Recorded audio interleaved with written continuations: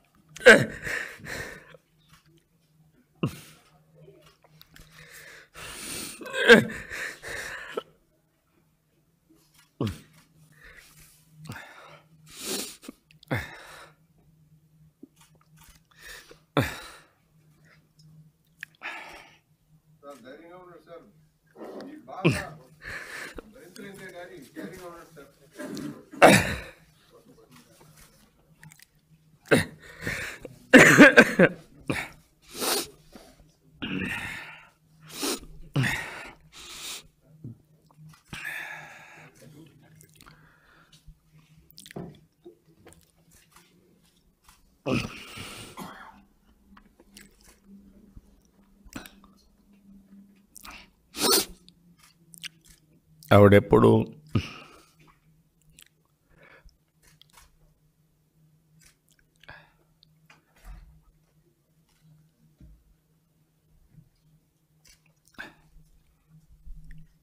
ముఖ్యమంత్రిగా ఉన్నా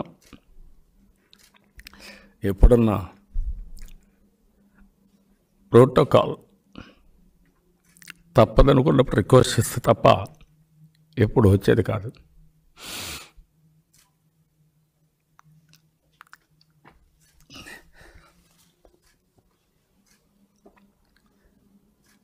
ఇప్పటికి కూడా మా పార్టీ నాయకులు చాలామంది ఆవిడకి తెలియదు. ఎందుకంటే ఆవిడ పని, ఆవిడ వ్యక్తిగత జీవితం ఒక నలుగురికి ఊరుకుంటే సహాయం చేయడం, నన్ను ప్రోత్సహించడం తప్ప ఇంకోటి తెలియని వ్యక్తి. అలాంటి వ్యక్తిని కూడా క్యారెక్టర్ అసాసినేషన్ చేసే పరిస్థితికి వచ్చారంటే ఇది భరించరాని విషయం. ఆవిడ చేసిన త్యాగం కానీ, నేను చేసిన పోరాటం కానీ ప్రజల కోసం చేశాం. అయితే ఈరోజు 2.5 సంవత్సరాలుగా నన్ను ఇష్టం వచ్చేట్టు మాట్లాడారు, బండ బూతులు తిట్టారు. మామూలు తిట్లు కూడా కాదు, నా జీవితంలో ఎప్పుడూ ఊహించలేదు. ఒకసారి గతాన్ని తలుచుకున్నప్పుడు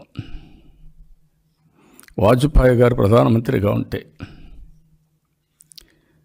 నేను ఆయన దగ్గరికి పోయినప్పుడు 1/2 గంట లేట్ అయినా వెయిట్ చేశారు. ఆయన ఒకటే చెప్పేవారు, ఏ రోజు కూడా ఆంధ్ర సీఎం వ్యక్తిగత ఫేవర్స్ అడగడు, ప్రజల కోసం ఆలోచిస్తాడు, అలాంటి వ్యక్తిని సపోర్ట్ చేయాలి అని గౌరవంగా చెప్పేవాడు. ఆ రోజు ఎంతోమంది ఎంపీలు ఉంటే 6.5 సంవత్సరాలు ప్రధానమంత్రి కంటిన్యూ అయ్యాడు. ఎన్నోసార్లు నన్ను అడిగాడు మంత్రి పదవిలో చేరమని. అవసరం లేదండి, మీరు మాకు పనులు చేయండి, రాష్ట్రానికి ఏదైనా మంచి పనులు చేయండి చాలని చెప్పేవాడిని. ప్రతిపక్షము అంటే వచ్చి సూచనలు ఇవ్వాలి, సలహాలు ఇవ్వాలి. ఫలాని మాదిరిగా చేస్తే ఇంకా బెటర్గా చేయొచ్చు,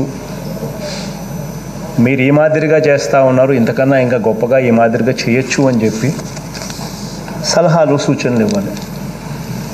కానీ అలాంటి పరిస్థితిని పూర్తిగా పక్కకు పెట్టేసి ప్రజలు ఎలా ఉన్నా నాకు అభ్యంతరం లేదు, ప్రజలు ఎలా పోయినా నాకు పర్వాలేదు, నా ఎజెండా పొలిటికల్ ఎజెండాని, ప్రతి అంశంలోనూ నేను రాజకీయంగా లబ్ధి జరగాలి, లబ్ధి చేకూర్చుకునే విధంగా నేను బిహేవ్ చేస్తాను అన్న పరిస్థితిలోకి ప్రతిపక్ష నాయకుడు వెళ్ళిపోయి ఆయన మాట్లాడిన తీరు, ఆయన చేసిన డ్రామా అన్నీ కూడా మన కళ్ళ ఎదుటినే కనపడ్డాయి. ఇన్ఫ్యాక్ట్ ఆయన పూర్తిగా ఆయన ఎమోషనల్గా మాట్లాడడం జరుగుతూ ఉంది. ఆ తర్వాత ఏం జరిగింది అని కూడా సభలో అందరూ కూడా మా వాళ్ళందరూ కూడా మాట్లాడడం, ఆ మాటల్లో నేను కూడా ఏం జరిగింది అనేది నాకు కూడా అవగతమైంది. నేను కూడా తెలుసుకునే ప్రయత్నం కూడా చేశాను. నా దగ్గరికి ఫైనాన్స్ మినిస్టర్ వచ్చి కూర్చొని ఏం జరిగిందని తాను కూడా చెప్పడం జరిగింది.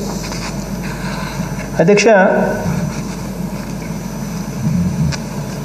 ఎస్, చంద్రబాబు నాయుడు గారి పరిస్థితి ఫ్రస్ట్రేషన్లో ఉన్నాడు అన్న సంగతి నాకే కాదు, ఇక్కడున్న సభలో ఉన్న మన ఎమ్మెల్యేలకే కాదు, రాష్ట్రం మొత్తం ప్రజలందరికీ కూడా తెలిసి ఉన్న అంశమే. ప్రజలు చంద్రబాబు నాయుడు గారి మీద వ్యతిరేకత అన్నది బాహాటంగా చూపించడం, చివరికి కుప్పం నియోజకవర్గంలో కూడా తాను బహుశా ఊహించని విధంగా ప్రజల వ్యతిరేకతను తాను చూడడం, తర్వాత ఇక్కడ కౌన్సిల్లోకి వచ్చేసరికి ఈరోజు కౌన్సిల్లో కూడా వాళ్ళకున్న బలం పూర్తిగా మారిపోయి కాలం గడిచే కొద్దీ వైఎస్ఆర్ కాంగ్రెస్ పార్టీకి సంబంధించిన ఎమ్మెల్సీలు కూడా అక్కడ బలం పెరగడం, సో అక్కడ కూడా ఈరోజు చైర్మన్గా, కౌన్సిల్ చైర్మన్గా వైఎస్ఆర్ కాంగ్రెస్ పార్టీకి సంబంధించిన నా సోదరుడు, ఒక దళితుడు నా సోదరుడు ఈరోజు అక్కడ తాను కూడా కుర్చీలోకి ఎక్కుతూ ఉన్న పరిస్థితి. ఇవన్నీ కూడా తాను తట్టుకోలేక ఫ్రస్ట్రేషన్లో తాను ఏం చేస్తూ ఉన్నాడో, ఏం మాట్లాడుతూ ఉన్నాడో తనకే అర్థం కాని పరిస్థితిలో తాను సభలో బిహేవ్ చేసిన తీరును కూడా చూసాం. అసలు సంబంధం లేని టాపిక్లు తానే తీసుకొస్తాడు, సంబంధం లేకుండా తానే మాట్లాడతాడు. మాట్లాడిన దాని మీద స్పందన అంతో ఇంతో ఇటువైపు నుంచి కూడా న్యాచురలీ వస్తుంది. తానంతటి తానే దాన్ని ఇన్స్టిగేట్ చేస్తూ ఉంటే న్యాచురలీ ఇటువైపు నుంచి కూడా స్పందన అనేది న్యాచురలీ ఉంటుంది. ఆ స్పందన అనేది ఏదైతే ఇటువైపు నుంచి వచ్చిందో, వీళ్ళు ఎటువంటి మాటలు కూడా చంద్రబాబు నాయుడు గారు వెళ్ళేటప్పుడు చెప్పిన ఎటువంటి మాటలు కూడా ఇక్కడ నోట్ల నుంచి రాలేదు, మాట్లాడలేదు. వాళ్ళల్లా అలిందల్లా కేవలం మీరు ఆరోపణలు చేస్తూ ఉన్నప్పుడు ప్రతి ఆరోపణలుగా మీ హయాంలో జరిగిన